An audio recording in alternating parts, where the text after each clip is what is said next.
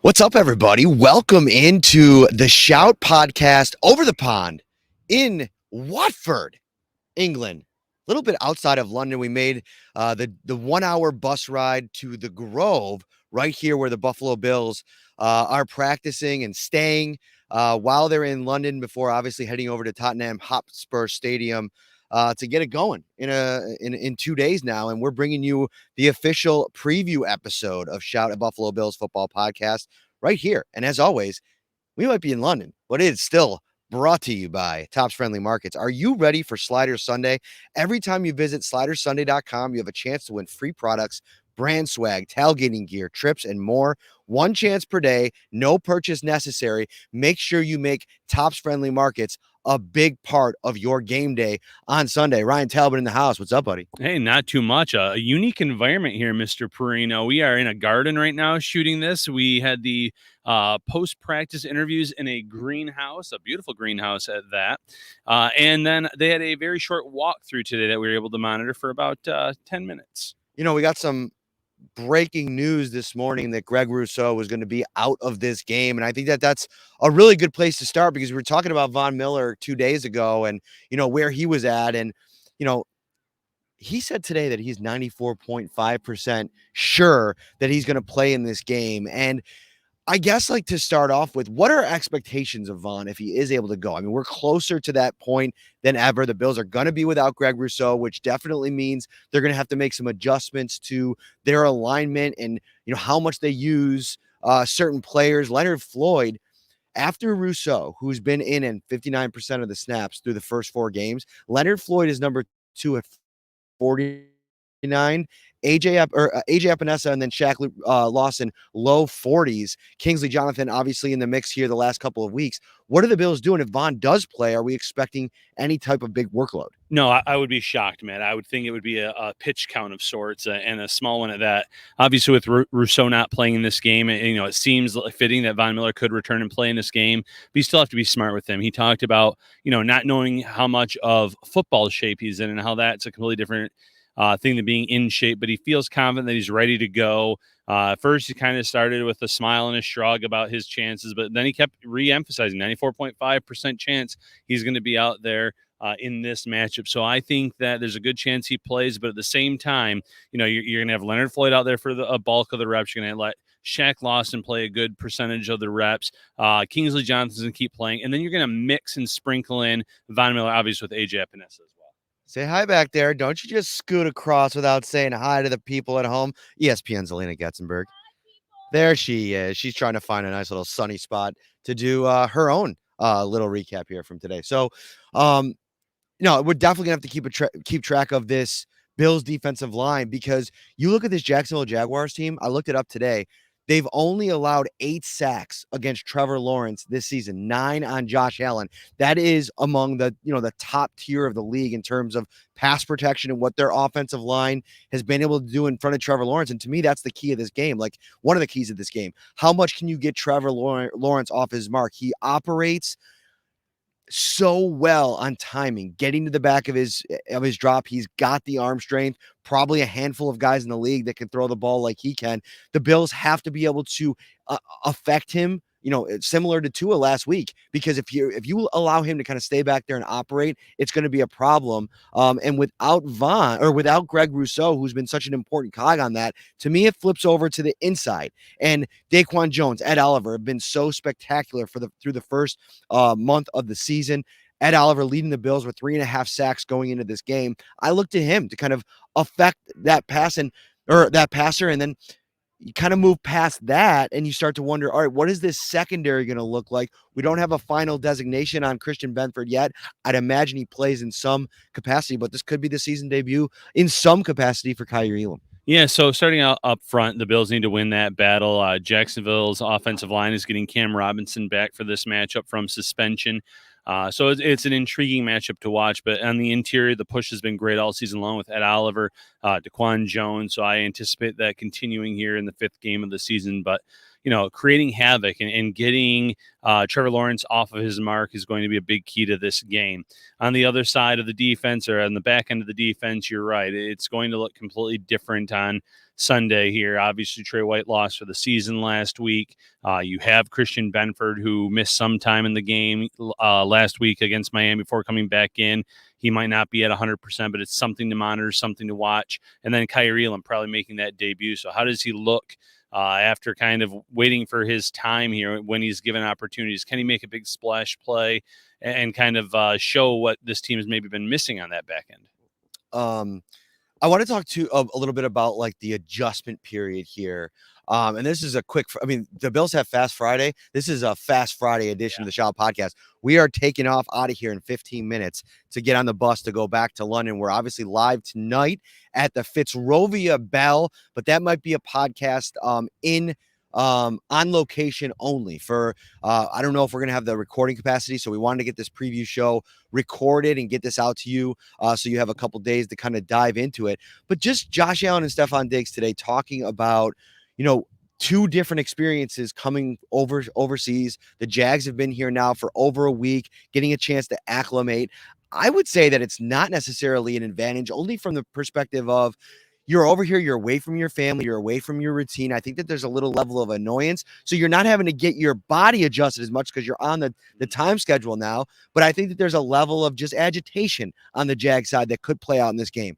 Josh Allen said he's tired. He said he's not a big coffee drinker. He was slamming some coffee and said that it's really got him hopped up a little bit, because if you're not a coffee drinker and you start slamming some of that good British Java, it's going to get you going. And Stephon Diggs joked, I'm ready to play right now. I don't know what Sleepyhead's doing over there. That's what he called them. But how much of a factor is that in this game? Just the out of routine situation the Bills face. Yeah, so it's going to be interesting, and that's one of the key things to watch on Sunday in this matchup. And one thing Sean McDermott said today at his presser is the sports science people in this organization said traveling the way they did last night or overnight was kind of the best way to go about it to get them prepared.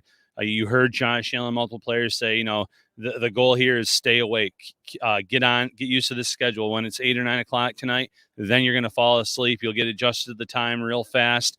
And this is a work trip. These guys are here to play football. So we'll see if it affects them, if it causes them to look a little bit sloppy on Sunday. One more thing on Josh Allen. I don't know if I would admit to not being a coffee drinker when you have your own brand of coffee pods out there in Western New York, Matt.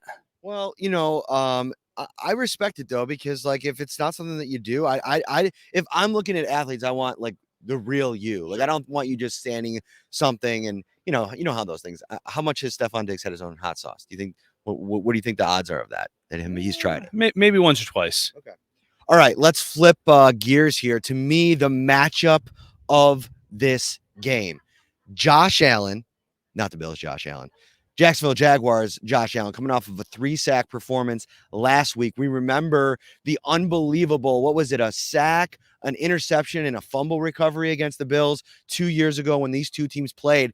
And it just so happens he's going to be going up, we'll see what the percentage of it is. I think you can make the argument that Deion Dawkins has been the best Bills player through the first 4 games. He's a number 1 rated offensive player according to PFF through 4 games. He has been phenomenal. I don't know if he was credited with a sack at any point, but if it is, it's probably just 1. He's been good in terms of eliminating pressure. Opposing defenses are trying to put on Josh Allen and the Bills' Josh Allen. And I think Josh Allen for the Jags, he's so explosive. He's been dealing with a shoulder injury. The last couple of weeks since week 2, he's been playing through it.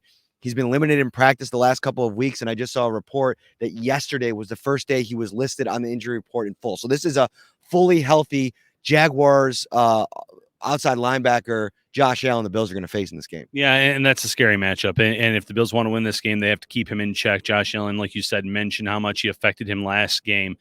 For me, though, I'm going to go to the other side of the ball. I'm going to say the Bills have to slow down Evan Ingram in this game, and that might not be a name that Bills fans are expecting.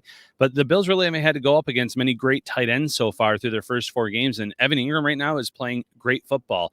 According to the Jaguars, he is currently tied for first in the league in receptions among tight ends. He is first in yards after the catch, and he is second in receiving yards. So he has played a big role on this Jacksonville offense, and the Bills not having to go up against a top flight tight end to date this season, it could end up being an intriguing one to watch. Another guy I want to shout out here, and that is a cornerback for the Jags, Tyson Campbell. What's up, Elena? Tyson Campbell's a guy that we remember when we covered that draft year. That's somebody that we had as potentially a target for the Bills. He's going to be on one side, and then on the other side, if I can get my trusty phone to work here, that would be wonderful. She's laughing off to the distance. Excuse me. This is a lot. We're taping this, but I'm not going to edit it. I want to keep you involved here because we're doing a lot of things here. The top two highest graded players for the Jags: Josh Allen, the pass rusher, Darius Williams, who's the other cornerback. Now, I don't know a ton about him, but if you want to talk about facing an offense at their peak, which is what I think this Bills offense has been. And Josh was asked about it in there today about just what it's been like to have this kind of balance in this offense. And I think that's what's putting defenses in a bind.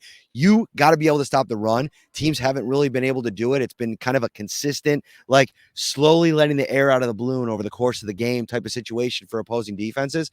Darius Williams is going to face probably Stephon Diggs, a good chunk of Gabe Davis, and who knows, maybe even a little Dalton Kincaid, Trent Sherfield in this game. Huge matchup for him in this one. Yeah, big time matchup. These are matchups the Bills have to win. We've seen Stephon Diggs winning all of his matchups so far this year.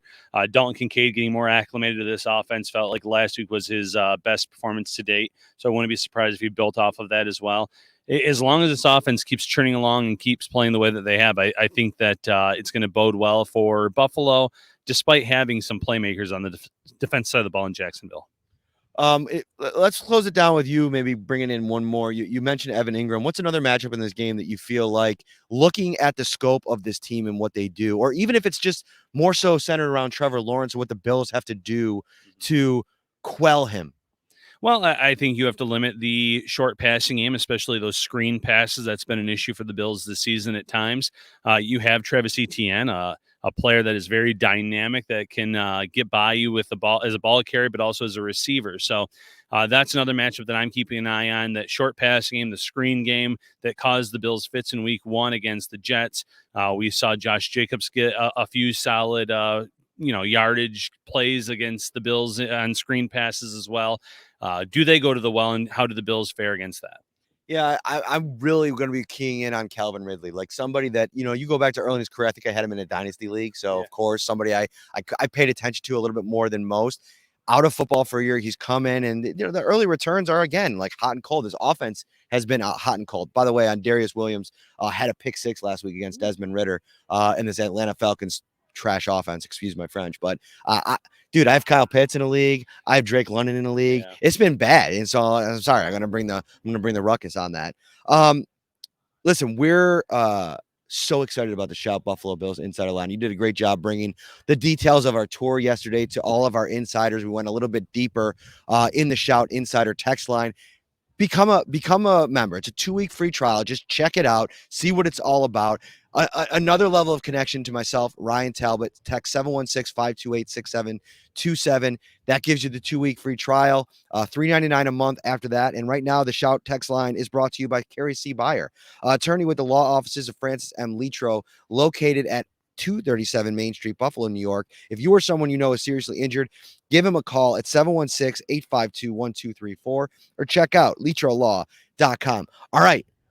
Prediction time, Ryan. Rapid fire. We're both going to give kind of how we think this game is going to go, and I'm going to start off with you, my friend. Yeah, I have the Bills winning this one 31-16. Oh, wait, so you're back? You're back on the train? You're back on the hype train? I'm back on the hype train. I know I had some angry Bills fans in the comments last week. I think that the Bills are going to continue to play a balanced style of football on offense, and that is going to create a lot of problems for Jacksonville on defense. There's just so many weapons in the run game and the pass game for the Bills. You have Josh Allen. They do enough to get by Jacksonville in it, what appears to be a somewhat close game at maybe at halftime.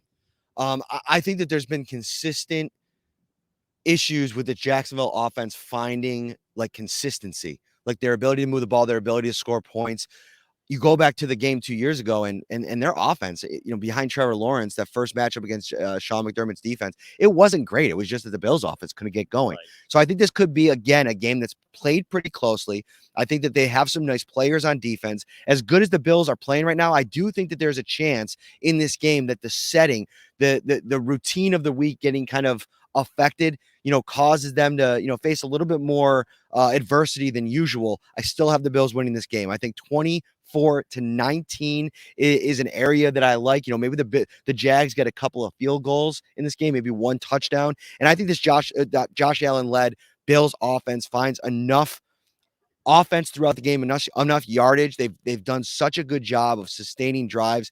Maybe Ken Dorsey pulls out a couple of different tricks, and I think this is a team that you can run the ball on a little bit. And I think that's with all three of these guys, Latavius Murray, I think he's the only NFL player in history to have rushing touchdowns in London for two separate teams. So I think, go to Latavius Murray, let him kind of get involved a bit too, on top of what James Cook and company does, and it should be a good close game. Yeah, I think this is going to be a fun one for fans that are here in London, whether you're here from home and made the trip, or whether you are just a fan in the UK of the Bills and Jags for NFL in general.